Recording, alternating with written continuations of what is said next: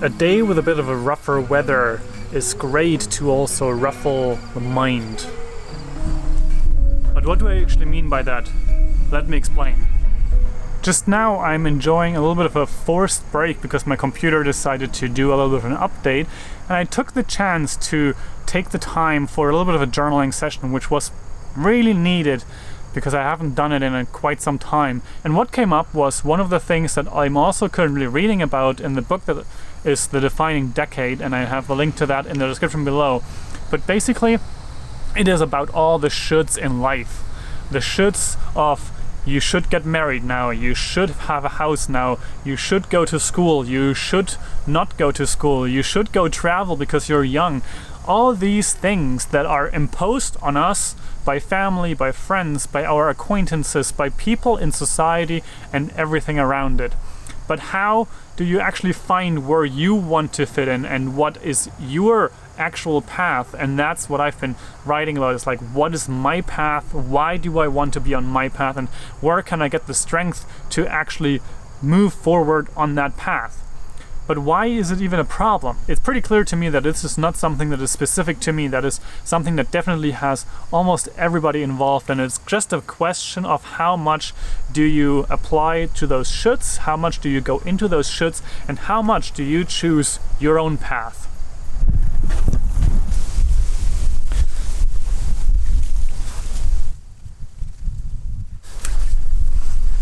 I like days like this because they give me one out of a should, which is the one that says, go out, it's so nice out. You have to kind of like use the sunlight, you have to play outside, don't just be on your computer.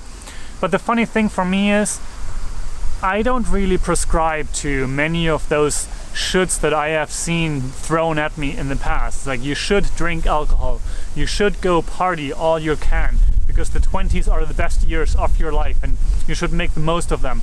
You should be out there on the beach and never work or work as little as possible. But the funny thing is, I actually enjoy my work, and I love when I get onto this flow of the path where I find my passion, where I find my drive, and I have something, a spark that makes me want to work more, that makes me want to not watch movies, that makes me want to not go outside, because that's where I find invigoration and energy. So next time you get those shoulds thrown at you by whoever is telling them to you, be aware that they might actually talk about themselves. They would have liked to do that in the past. They would have liked to have that at that moment. And just the other aspect of it is also, you don't have to do any of those things. You can choose your own path, and especially when it makes you happier to do something differently. Choose what makes you happy. And if that is moving home and not traveling, then that's that. If it's traveling, then that's that. If it's building a family right now, then go for it. But don't choose something just because other people tell you to choose that. Choose something out of your own perspective and reflection. And definitely there's tools that can help you with that. For me personally, I think journaling is a great way.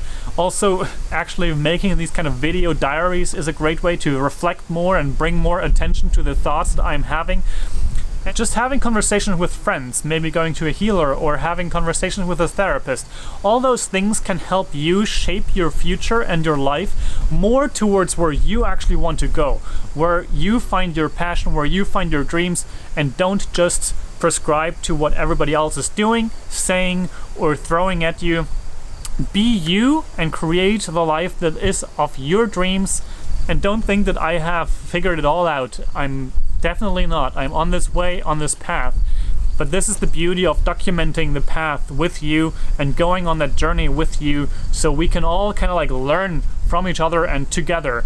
And I would be really happy to see your comments down below, how you react to those shoulds, how you have handled them in the past, how you're handling them right now.